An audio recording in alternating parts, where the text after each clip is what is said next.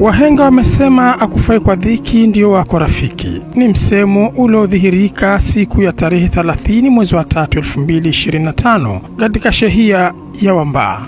Katika kijiji cha Mialeni, Bi Asha Shauri, mama wa mtoto Muzna mwenye ulemavu wa viungo na akili, alijikuta katika furaha isiyo na kipimo alipopokea msaada mkubwa kutoka kwa jumuiya ya kulinda na kutetea haki za wanawake na watoto Pemba. Msaada huo umebadilisha walau kidogo maisha yao ya siku chache zijazo.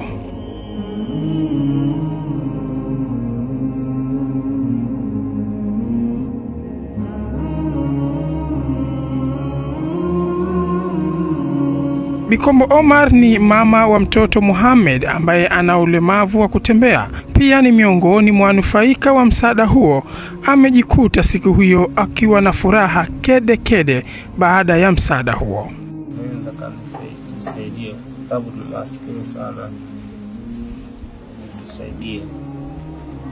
Usaidiwe nini? Usaidie kutokana na mavazi na makazi, ndo kama hivi mbaya tunaiona hivi. Ndo kama hiyo mtusaidie sana. Sababu tuko maskini ndio kama hivi.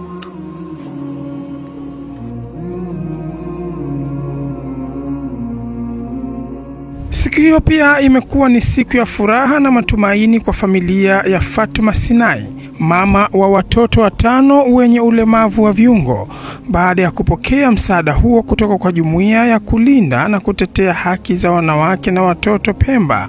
Msaada ambao umeleta mabadiliko katika familia hiyo, ambapo Fatuma na watoto wake walipokea msaada huo kwa shauku.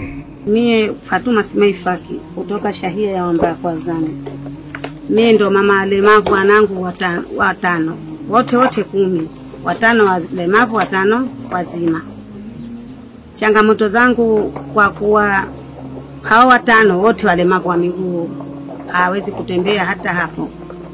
Halafu hawana msaada hata mmoja isipokuwa ndio sihaba. Nashukuru Mwenyezi Mungu na wenzangu, mwaka huu ndo tukapata huo msaada wa kupata kujengewa, ndo tushapata pahali pa kukaa.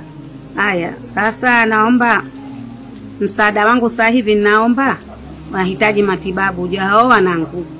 Wajapo 2 wapate kupata matibabu, watakaopata kuenenda kama japo 2 tu, wasichukuliwe wote, lakini wakafanywa msaada wa kupata angalau mahitaji yao wapate na wao waenende.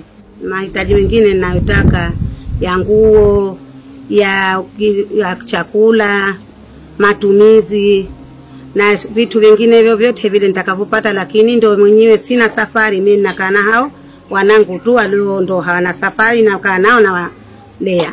Mjumbe wa jumuiya ya kulinda na kutetea haki za wanawake na watoto Pemba, Bisabiha Juma Chum, ameeleza kwa hisia kuwa msaada huo ni sehemu ya juhudi ya jumuiya hiyo za kutoa msaada kwa familia za watu wenye ulemavu katika maeneo ya vijijini. Pia ameomba wahisani waweze kusaidia familia zenye watu wenye ulemavu.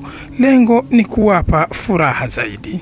Sisi tuliokuja hapa ni viongozi wa sekta, lakini tumekuja kutembelea watoto hapa. Walikuwa wazima wanaenda shule wakirudi, lakini sasa hivi wampata maradhi watoto 5 na mama yao maskini hana chochote. Sisi ndio tunakuja hapa tuwasaidia vitu kidogo kidogo, lakini matibabu tunaomba jamani viongozi wote Usilie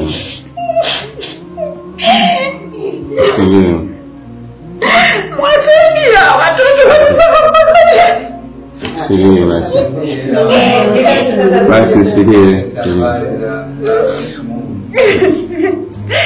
Wasaidiani watoto walizao si nzuri, si maskini hata kitu.